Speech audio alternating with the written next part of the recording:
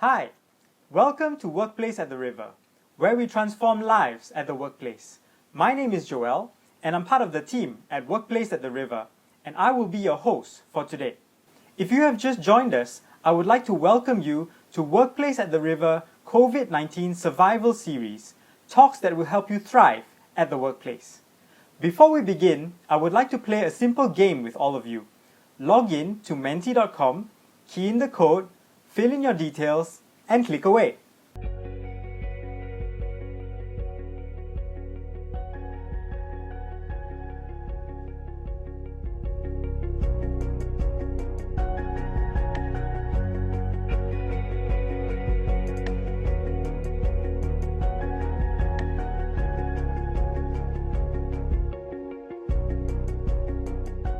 Thank you for joining in that simple activity.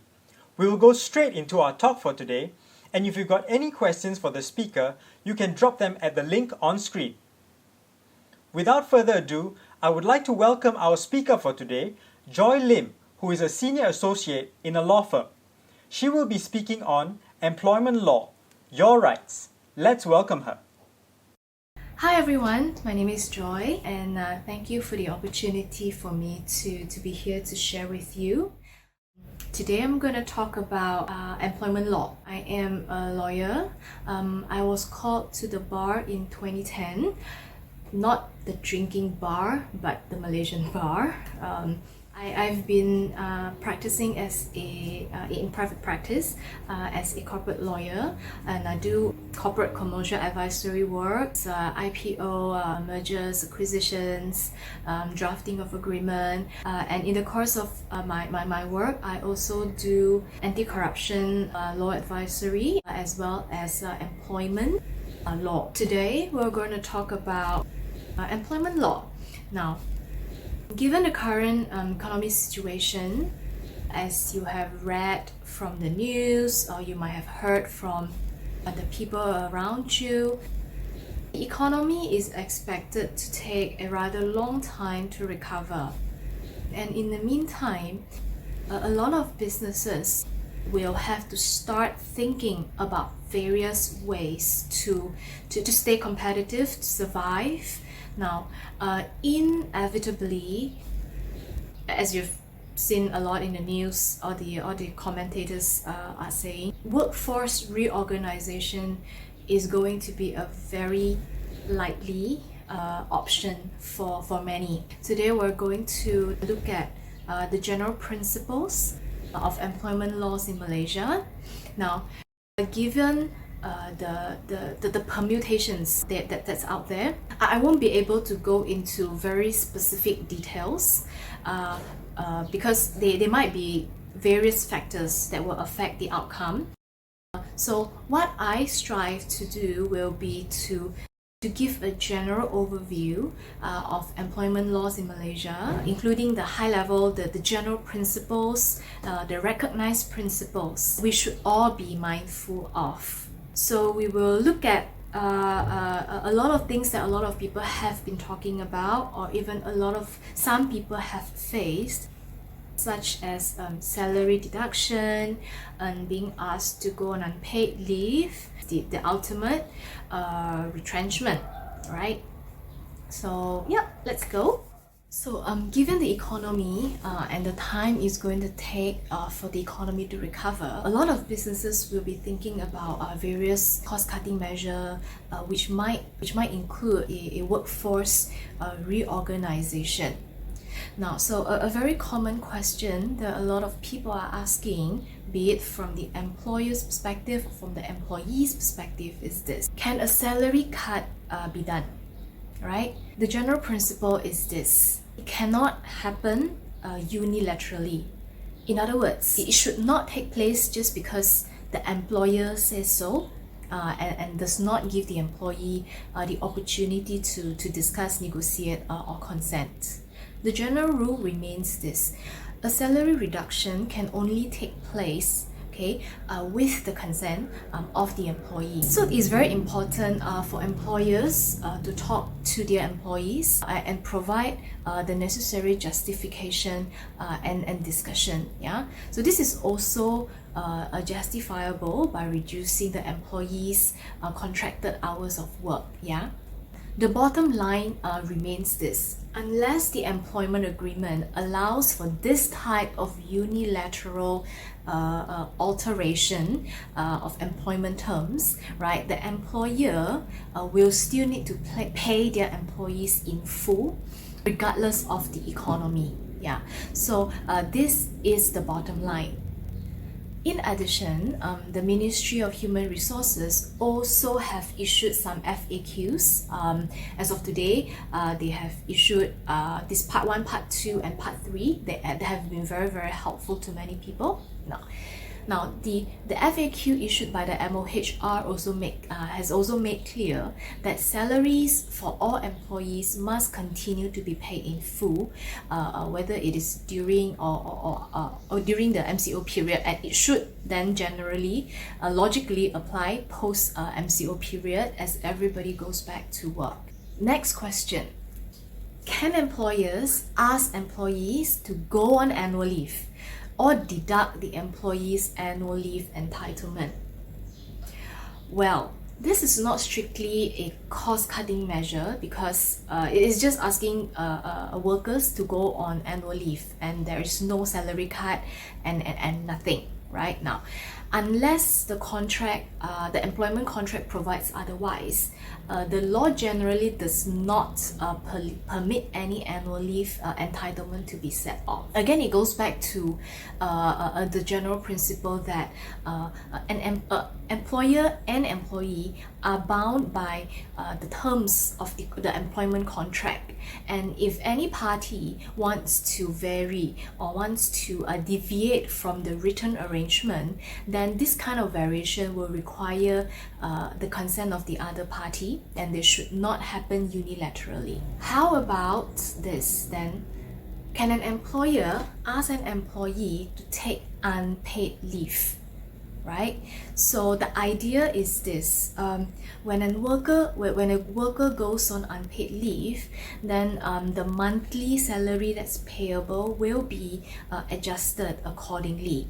Now, in general, unless the contract of employment provides otherwise, meaning allowing this to happen, or saying that if the employer asks the employee to do so, the employee has to follow. Unless we have a situation like that, which is unlikely, then an employer is not allowed to unilaterally ask an employee to take unpaid leave unless there's upfront consent.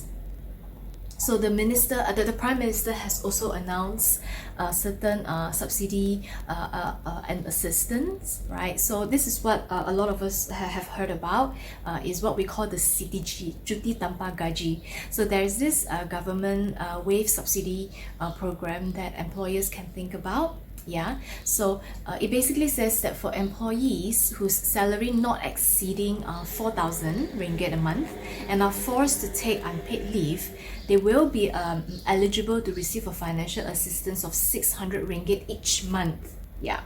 It only applies though for worker who is on unpaid leave for a minimum period of 30 days. Yeah, for 1 month. So so this is something that both the employer and the employee can think about. Yeah. I know a lot of there has been some discussion along this train of thought right now. Due to supervening events beyond the controls of the employer and the workers, now the contract of employment temporarily cannot be performed by any party, right, in a very fundamental way, and as such the employee is not able to fulfill its obligation to work. Therefore, the employer is not required to pay salary. Now, this is a very, very dangerous or risky position of the law to take. Now, bearing in mind especially what the Ministry of Human Resources has made clear in various press statements and is in its FAQ, the expectation is still this: employers and employers are expected to continue to pay the salary in full unless the employer and the employee have reached a separate arrangement. So anyone who is thinking about going along this line and taking a solution like this, I would really recommend you obtain legal advice before you do so. That's because it might backfire and result in even more cost in the future.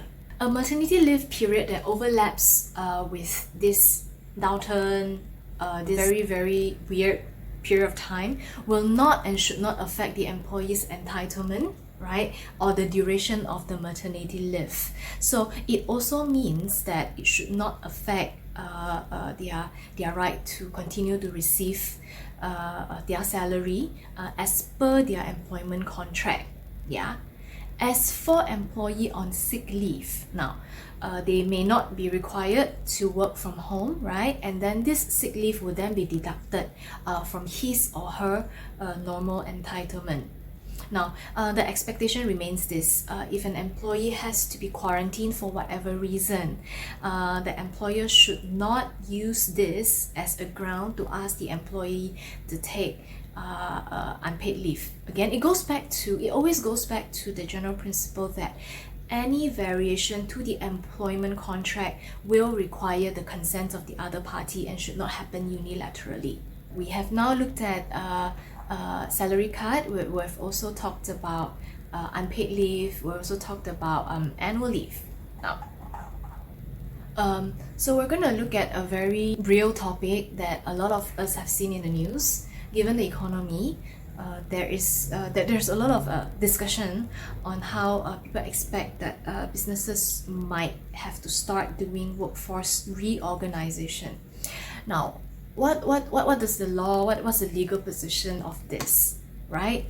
For both the employers and for both the employees. Now, it is recognized, that an employer has the prerogative to manage their businesses in a way that the employers think fit for the better administration of their businesses, right? Now, employers' right to organize its business, it's a right that is recognized by the law, right? Now, that said, the employer still has the obligation to ensure that how he or she exercises that prerogative, or how they run the businesses, how they reorganize it, will not cause a change in the terms of the employment contract to the detriment of the employee, unless there's separate arrangement that is made. So you see, while the law recognizes the right of the employees to be protected, like employers have this obligation to do all these statutory contribution, all this protection afforded to employees under the law. Yes, that's all correct, that's all in place, but the law also recognizes the employer's right to manage, to administer their businesses in a way that they need to. That's also a right that is recognized under the law. So when it comes to an employment relationship, we always are looking about how these two will work out. There are principles in place, and that both the employer and employee has to take into consideration. So just a little bit more on what the Ministry of Human Resources has been saying. Some people have raised the point that it's just a statement made by the Ministry of Human Resources, right? What legal force does it have? Well, people can say anything they want to say, right? Now, it is true that it's what the Ministry of Human Resources said so far through the FAQ, through its communication, through the press. It is true that you can say that they do not have the force of law. However, we all have to remember this. What they say contain what we call public policy consideration, and they will highly likely be very persuasive in a court of law. Although they do not have the force of law, it is not a law based on which based on which people can be sued or can take legal action. But if matters really go to the industrial courts, what the Ministry of Human Resources said may be highly persuasive. Yeah, that's something we all have to remember. And you also need to remember that what the MOHR said is actually consistent with the applicable law in Malaysia. Right now, it mirrors the position that we all know in the Industrial Relations Act, that an employee may not be terminated without just cause and excuse. So the courts have over the years, right, time and again, recognized that the laws of Malaysia provide protection to employees in terms of the security of tenure. So this rings especially true in this dire time. So from the Malaysian law perspective, we have to all take note that retrenchment should be the last resort. Yeah, so it is necessary to acknowledge that we have this code of conduct for industrial harmony, that prior to the retrenchment, the employer is expected to have taken other positive steps, right, to avoid going into retrenchment, such as reducing the number of hours of work, stop recruitment, right, to restrain overtime work, yeah, and to restrain work for the rest day, or even to reduce salary or to propose temporary layoff. So again, retrenchment should be the last resort on an employer's mind, yeah, because of the various legal principles that's in place. So when it comes to retrenchment, there are some basic principles that parties will have to take note of. I know it's not a very pleasant topic, but let's just, well, I think it's something we all need to face, and we need to know, yeah.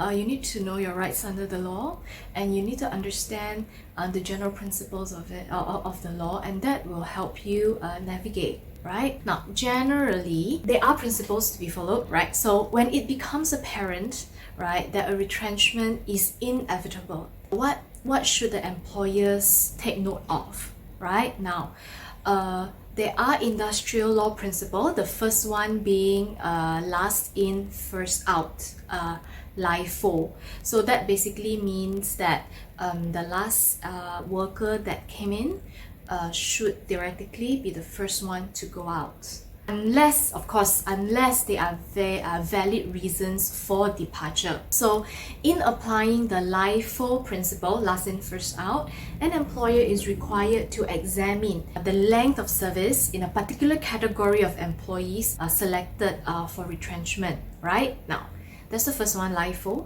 Then the second principle is the foreign worker first out, FWFO. Right now, in cases where companies employ both foreigners and locals for the same job, right? Now, meaning worker who earn, these are typically workers who earn below 2,000 and they are covered by the Employment Act 1955. In the situation where retrenchment is necessary, then the foreigners are expected to be let go first, yeah, before any locals are let go. Now, this is another principle that employers will have to be mindful of. Another necessary point that we need to deal with is, now we have talked about salary deduction, we have talked about unpaid leave, annual leave, we talked about temporary layoff, blah blah blah. Now, so what really happens in the event something goes wrong, right? Now, we're talking about potential liabilities here. What if, right? What if in respect of employees covered by the Employment Act 1955, now in an event of, say, an unauthorized deductions, right, now the employer may on conviction be liable to a fine not exceeding 10,000 ringgit. While employees will always have the right to file complaints against their employers with the Labour Department in the event of an unnecessary, unauthorized salary deduction or unpaid leave. Another option available to employees will be to file a representation under Section 20 of the Industrial Relations Act 1967 for constructive dismissal. These are some unfavorable outcomes that may happen. Well, having looked at the high level, the overview of Malaysian employment laws and principles in Malaysia, I think we are all clear right now that both the employers have their rights and the employees also have their rights. In a very difficult time like this, right? If I can say this, it might not be the best time for parties to just insist on their rights. Yeah. For a lot of our employers, this really will be the time where their relationship with their employees are tested. Yeah, because employers will be required to talk to the employees about the various measures that the employers are looking at to get the employees' consent. Whereas for the employees as well, I think instead of just insisting on your right under the law, your right under the law, we all need to be very mindful that regardless which side we are on, we are all in this together, right? And by insisting on our own rights, we need to consider whether it really is the best way forward. Yeah. I really think that this is a time where, talking about laws and rights aside, parties should really sit down together, work out a plan with very transparent communication. Yeah. While it should not be used as a opportune time to get rid of that person that we might not like. Yeah. It is time for very open communication, working out a plan, discussing very key points. Are these arrangements temporal, right? Will these arrangements be reduced into writing, right? And how long is this expected to last? These are the key points that all parties have to sit down, discuss, and agree on. So that's all for my topic, employment law, today. If you have any question, please feel free to post them, and we will try to look at as many as we can. Okay.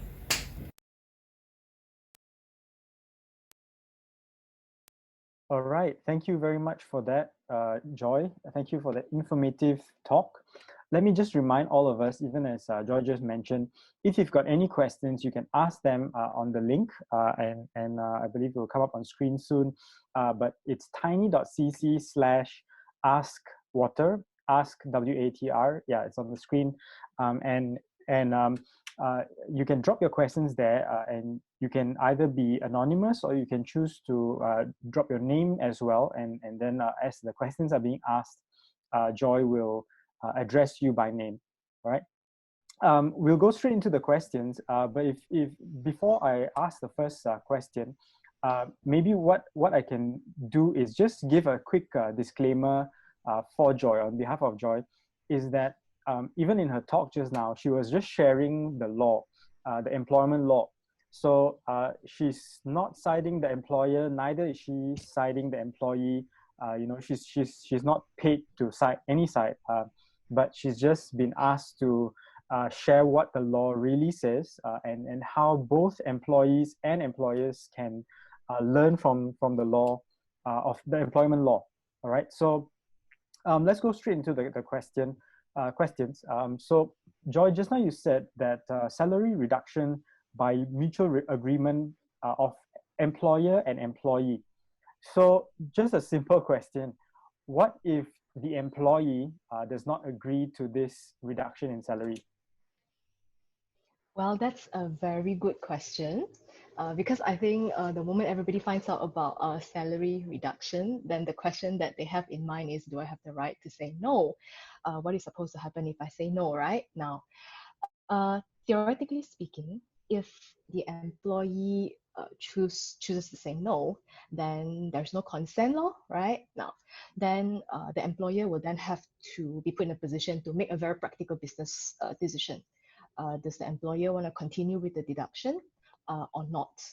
Now, it's not so much a matter of law, but it's a matter of very practical consideration as well. If all employees say refuses to any salary reduction, then the practical question is this: the economy is bad and something is going to happen, right? So we also talk about principles where before retrenchment happens, employers are required to take positive steps to try to basically salvage the business, right?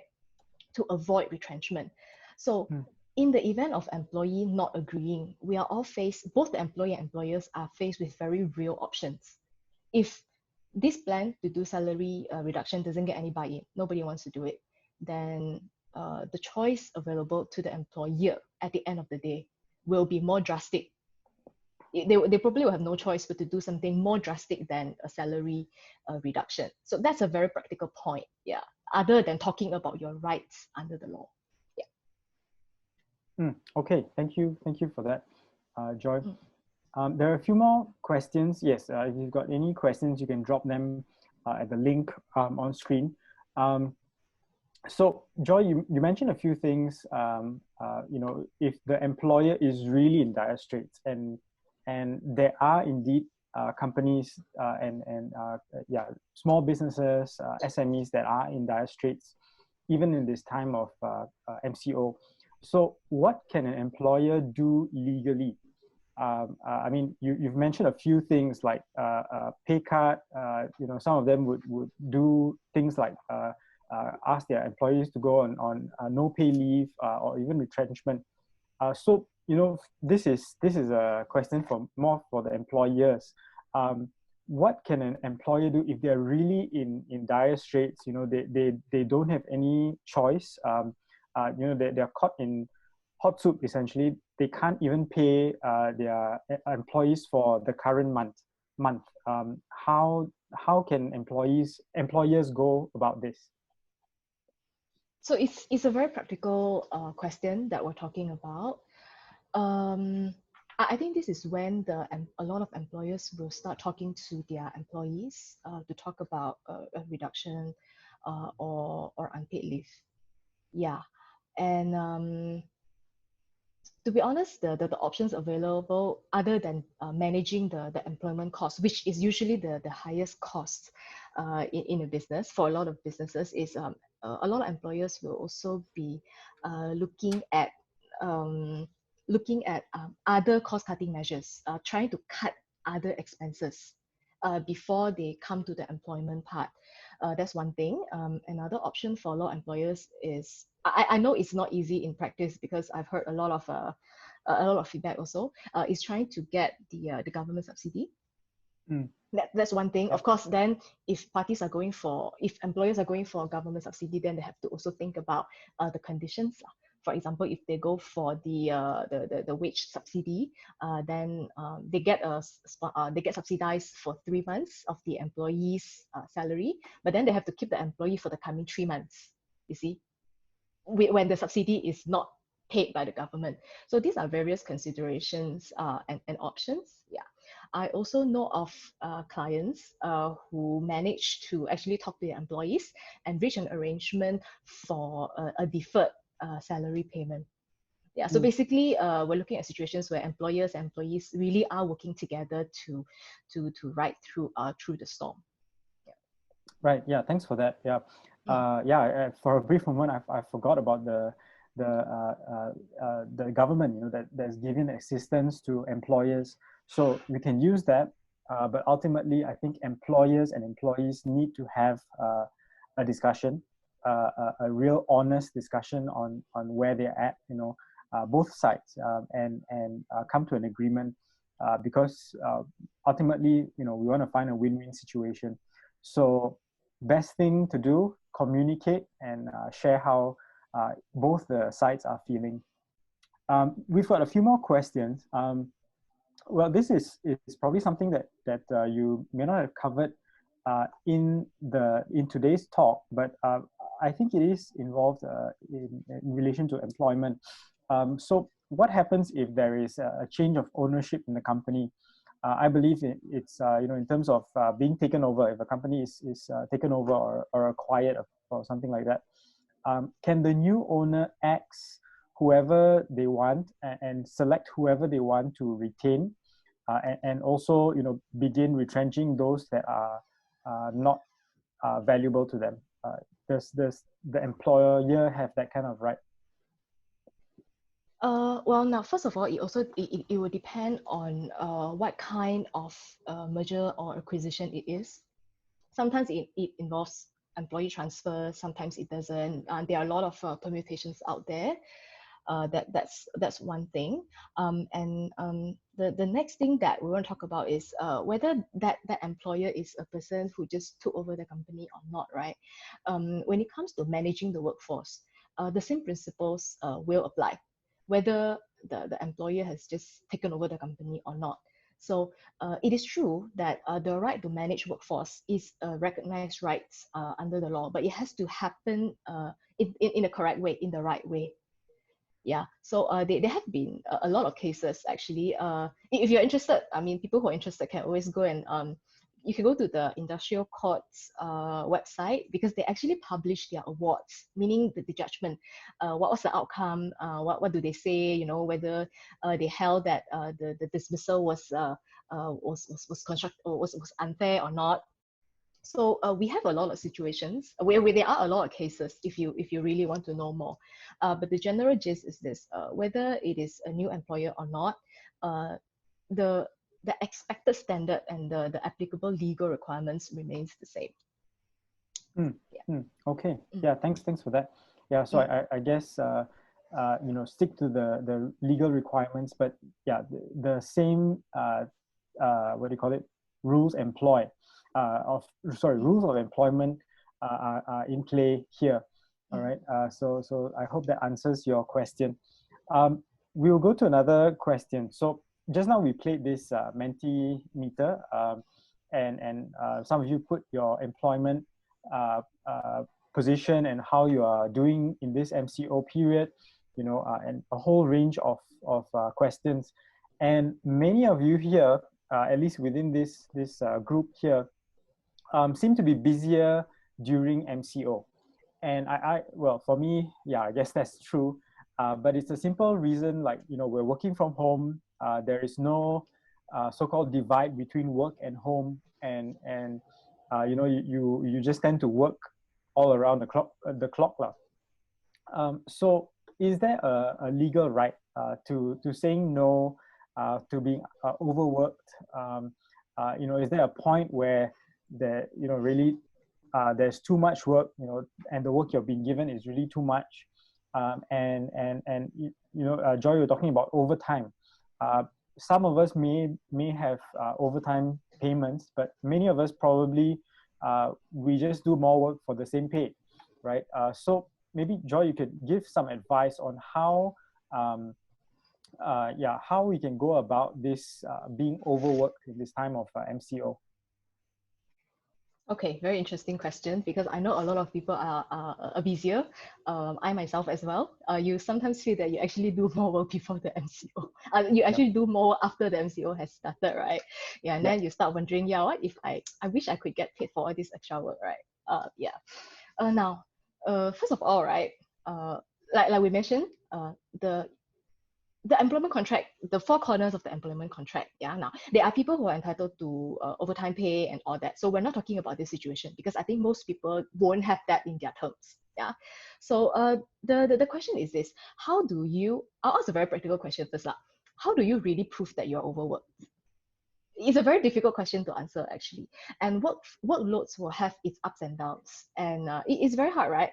In a situation where the employees are underworked, meaning they don't have a lot of work, they don't get less salary, right?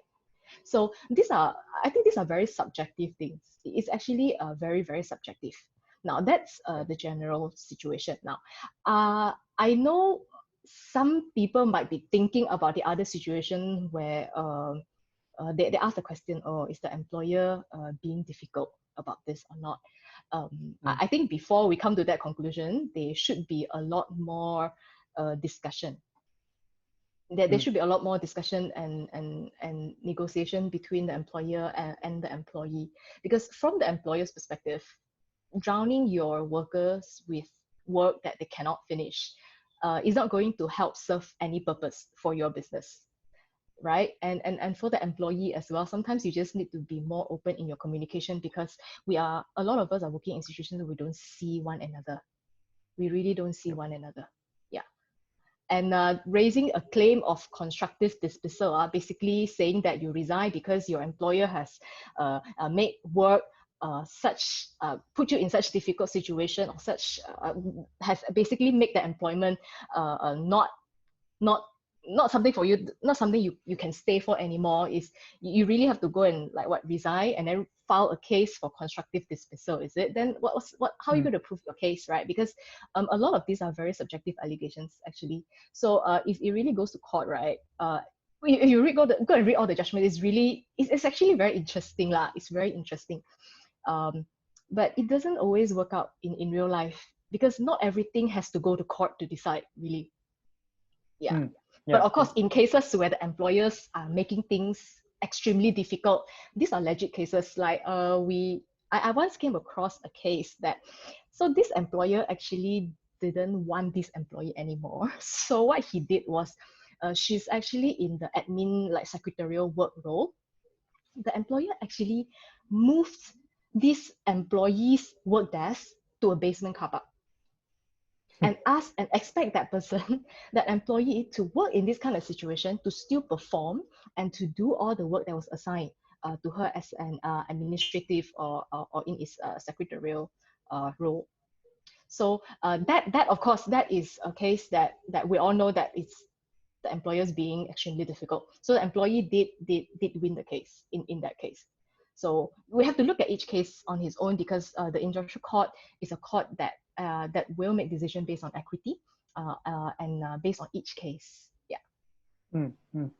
Yeah, thanks for that. Yeah, so I guess at the end of the day, there's no real way to prove it unless there's something. Yeah, thanks for that example, Joy. Where you're really in hot soup, you're really in a difficult situation, the employer is making it tough for you. So yeah, thanks for that. We've got a bunch of questions on retrenchment. I think people are it's the first thing on their mind. I think Joy made it clear that retrenchment is probably the last step that you should take as an employer. But we all know here that times are bad, times are hard. So retrenchment is on our minds. And actually, in fact, just before this discussion, I read this article about retrenchment. So it's something that is really big for all of us to go through. So for an employee, and the employee knows that they're going to be retrenched, how does the employee know that the retrenchment package that they're getting is fair? It's a good package for them. Are there any guidelines or anything that they should go by? Very good question. Almost every client who wants to do some sort of reorganization, people are really trying very hard to look for the market rate. I think anyone who is interested probably will be able to do a business out of this. Now, at the moment, we don't really have a market rate for retrenchment or for separation agreement, like severance packages. There isn't any. Now, that said, of course, for employees who are covered by the Employment Act, meaning 2000 and below, manual workers, or that they are a minimum that's payable. Yeah, we're talking about, those are what we call Employment Act employees, the EA employees. But I think a lot of cases that we're looking at is these are non-EA employees. So for non-EA employees, we will fall back to, again, the first thing is always the four corners of the employment contract. Now, very unlikely, the employment, when you sign an employment contract, you will talk about these things. So it usually wouldn't be. So the question will really fall back to how much does the company want to offer? How much can the company offer? Very, very practical. Yeah. So there really isn't any market rate or a statutory requirement. But most people, of course, will take the Employment Act standard, the termination and layoff regulation standard as the bare minimum. Okay, maybe you can elaborate on that. What is the bare minimum? What does the standard say? So for example, in terms of termination benefit, if a worker works for like less than 2 years, then for every year of service, the minimum benefit is 10 days of wages. And if it is 2 years to 5 years, meaning 2 years or more, but less than 5 years, then it is 15 days of wages for every year of service. This is when you remember a lot of people, when they talk about retrenchment benefits, they always talk about how many years have they been with the company. So this is basically where it came from. So for say EA employees who have been with the company for 5 years or more, then they can get 20 days of wages for every year of service. So for example, if we're talking about an employee, an EA employee who's been with the company for 30 years, so basically gets 20 days of wages for 30 years of service. So that's the statutory formula that we use. Okay, yeah, thanks for at least there's a basis. Yeah. Was it 20 days for every year of service, right?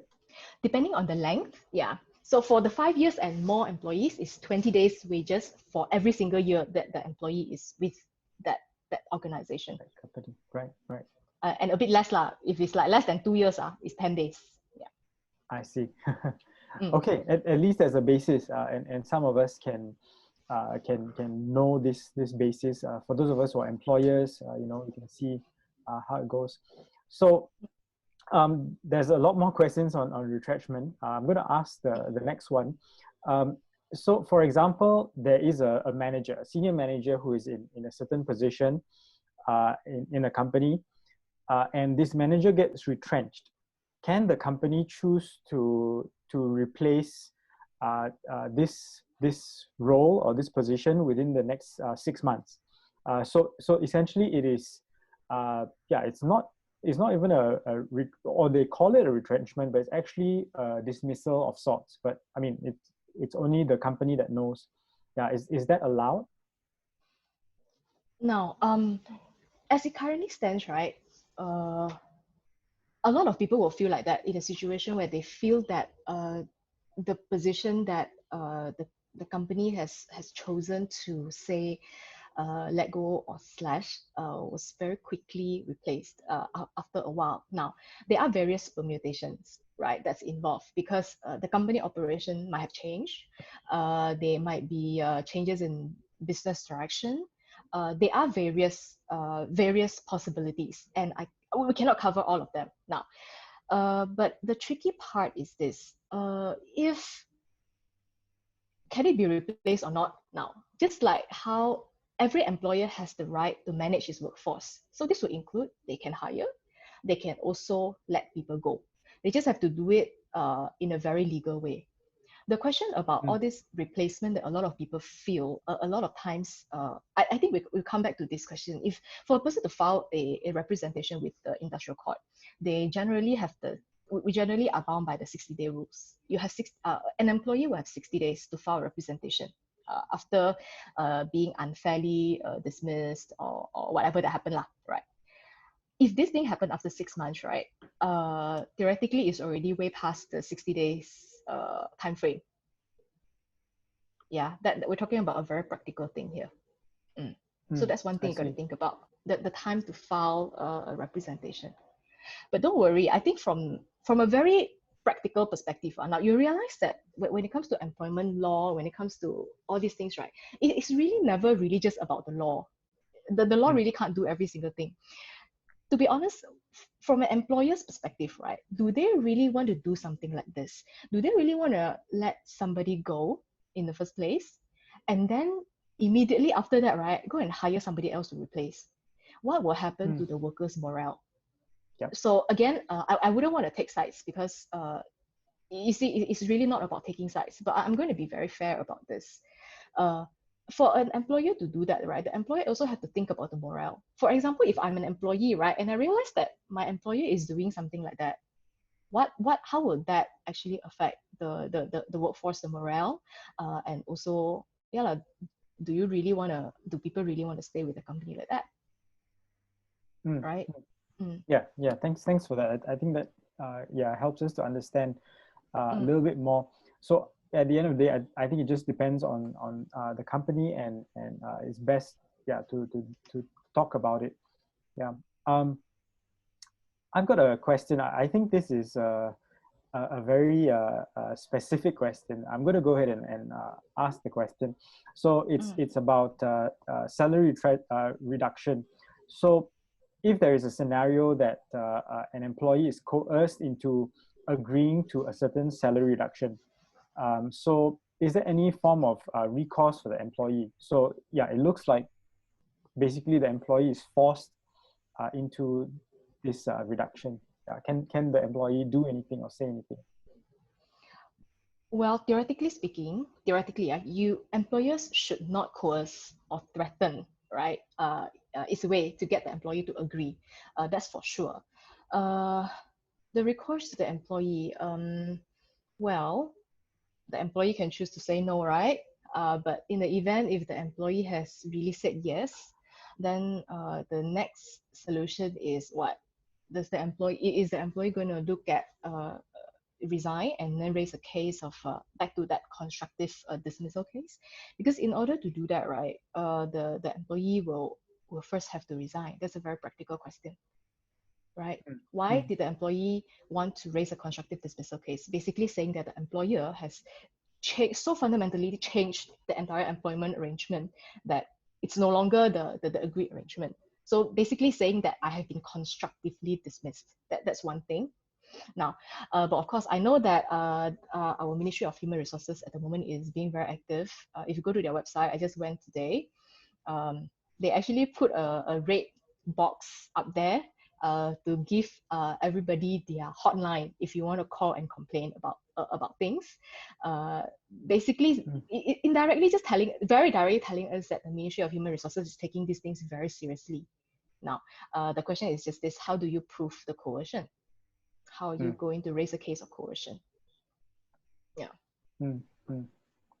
Yeah, that is tough. Maybe you can give us some what is considered coercion or duress, stuff like that. How do you verify? Yeah, what are some of the signs? I think the first image that come to a lot of people's minds is like I don't know, like they lock you into a small room, 20 senior management sit there and then try to talk you into doing it.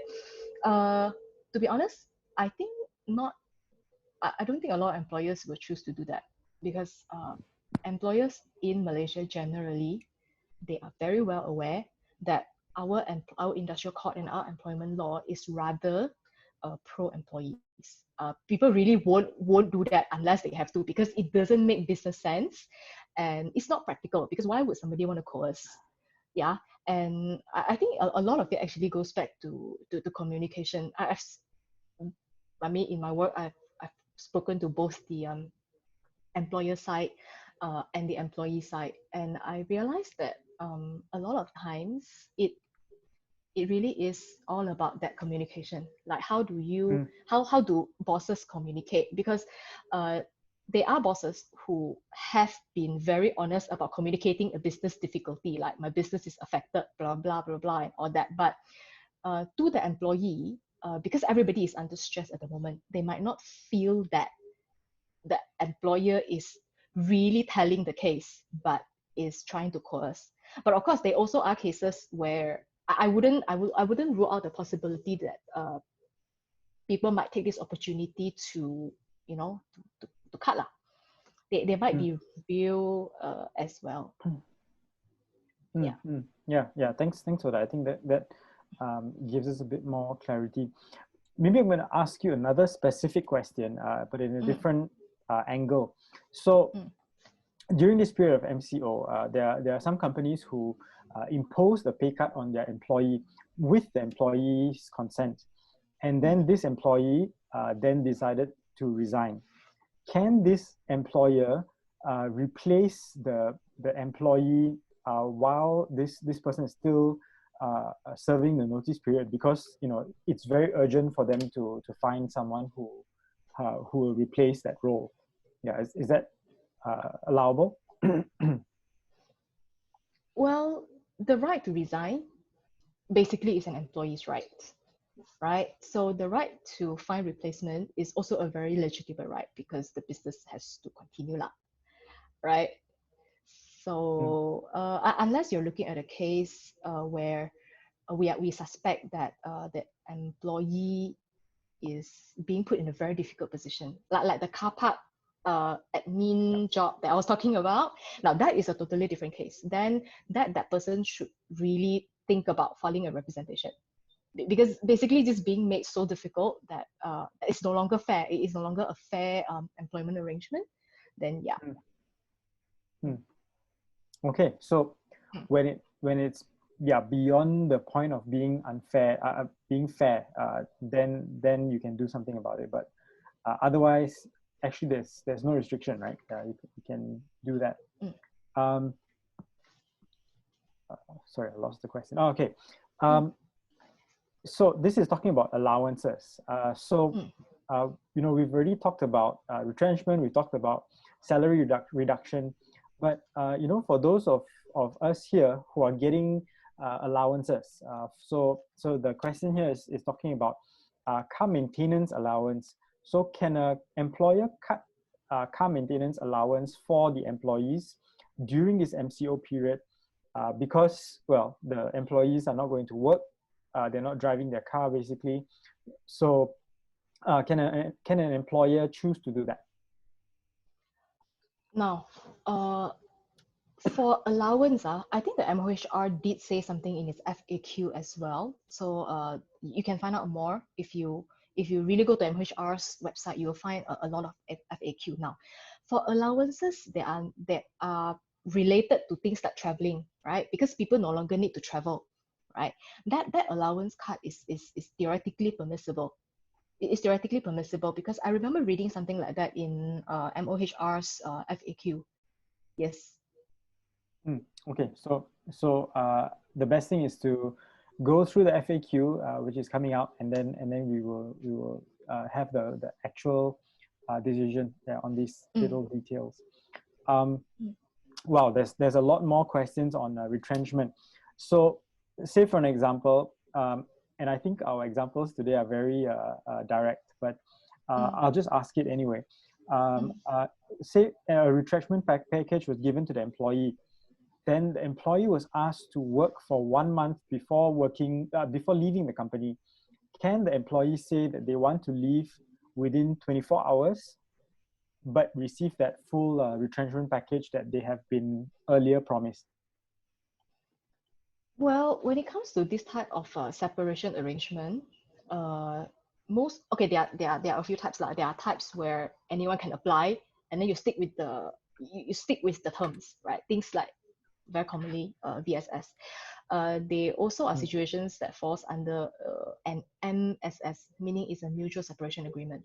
So if it's a mutual separation, meaning it's mutual.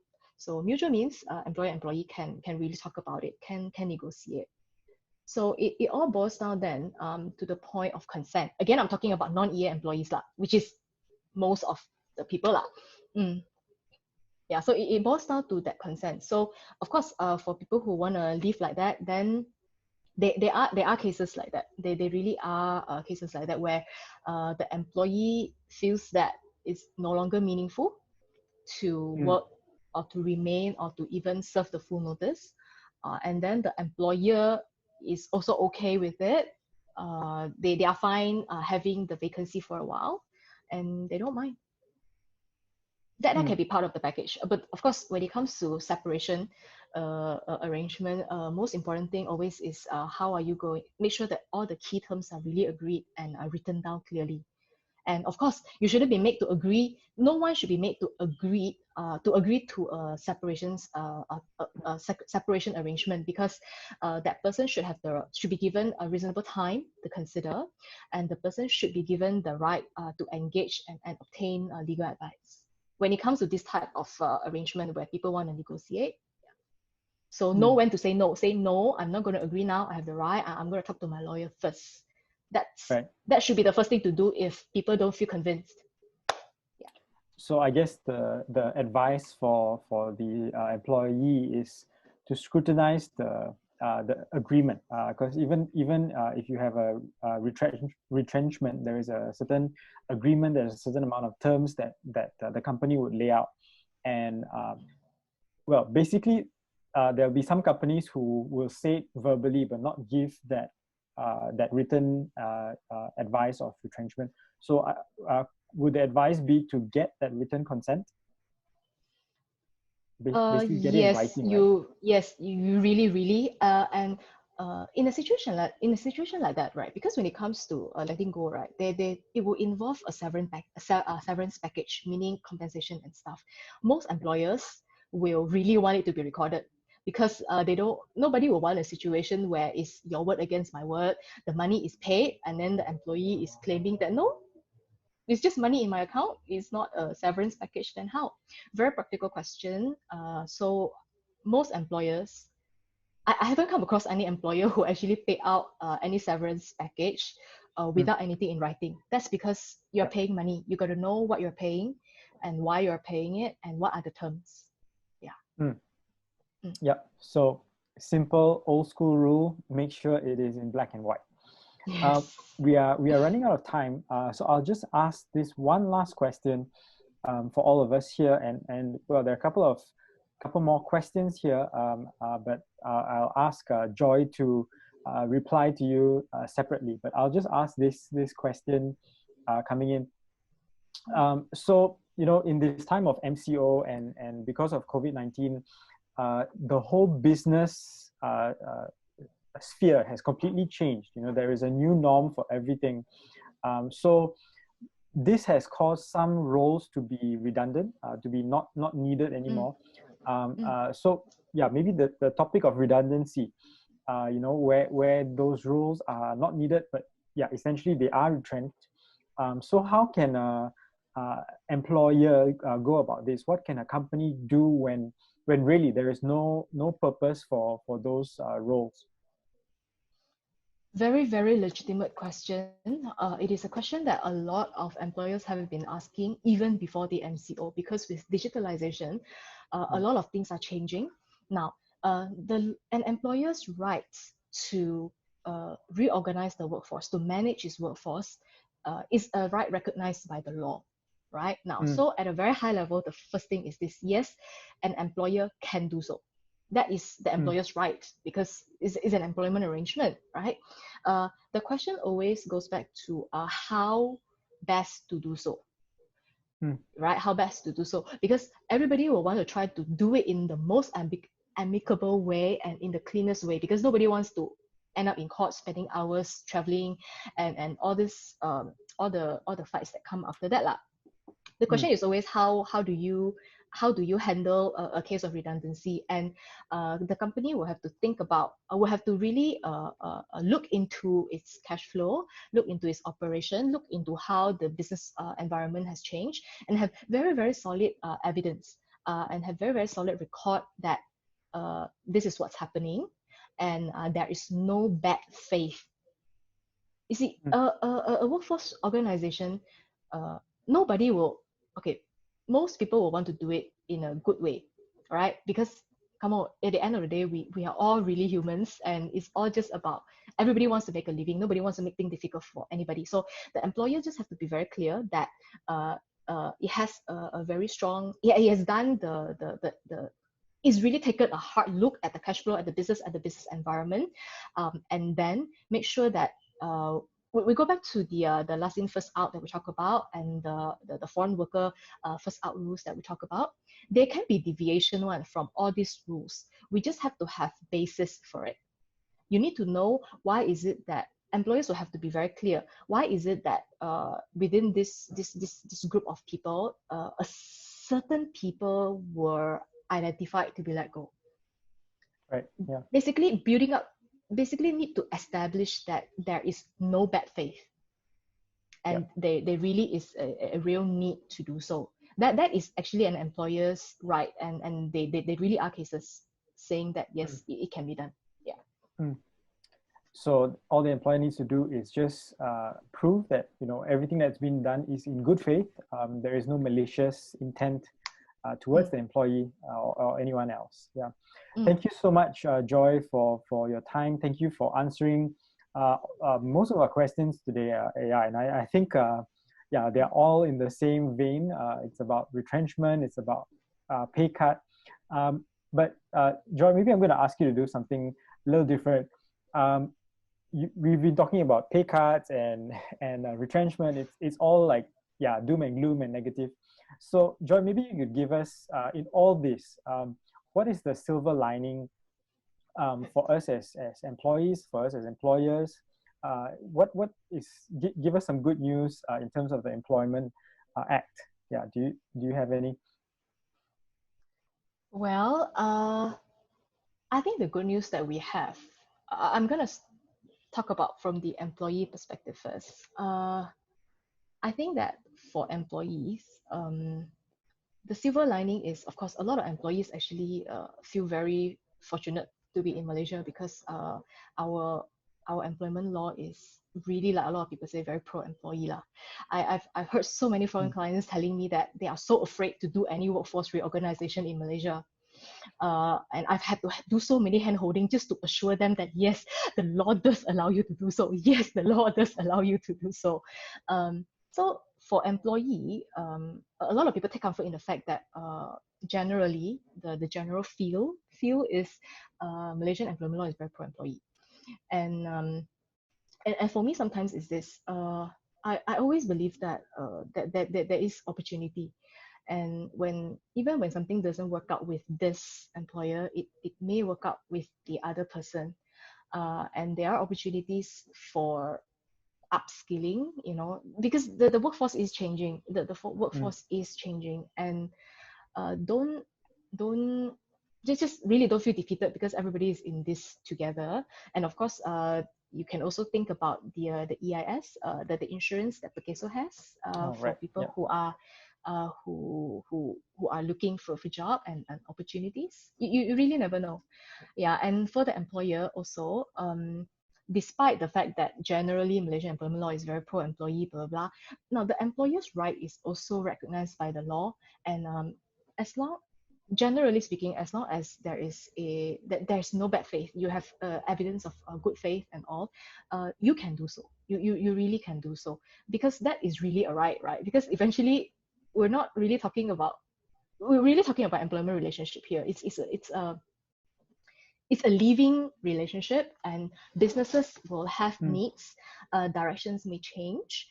The business pressure is there. So yeah, and you realize that it's also opportunities for a lot of people, because if you read the news, everybody's talking about how bad the economy is, but they really are people who are having a lot of new opportunities as well, like Mm. businesses that have done so well, like the Zoom that we're talking about, despite all the negative news, right? They're doing very Right. well. So there are opportunities. And talking about law and rights aside, there are very practical things that we all have to think about. All right. Yeah. Thanks for that, Joy. Yeah. So I guess the summary is, if you're an employee today in this room, you are blessed because yeah, the Malaysian law is skewed to support employees. But as an employer, do everything out of good faith, in good faith, with good intentions, and yeah, you can't go wrong, right? So thank you all for being here. Thank you, Joy, for speaking with us and sharing your knowledge, sharing your experience, even in terms of employment law. And if I can ask everybody to give us a reaction, a clap, a virtual clap, yeah, that would be good. Yeah, thanks all for being here today. Um, for next week, we will have our COVID-19 series continuing. So it's going to be every week. So it's going to be COVID-19 dealing with the emotional pandemic.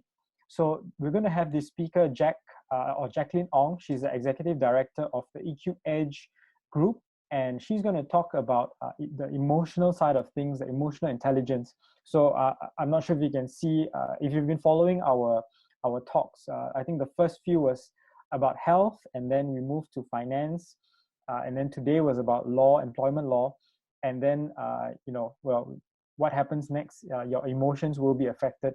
So come and join us next week, and the link will be open right after this talk. So even as we close, do sign up and book your places fast, because the spaces run out very quickly. If you'd like to be in touch with us, or get in touch with any of us from the Workplace at the River team, do drop your details at WATR Connect, tiny.cc/WATR Connect, and get in touch with us. You can ask questions, you can get more info about what we do in Workplace at the River. Or if you want any kind of questions, do drop your name and contact at the link on screen.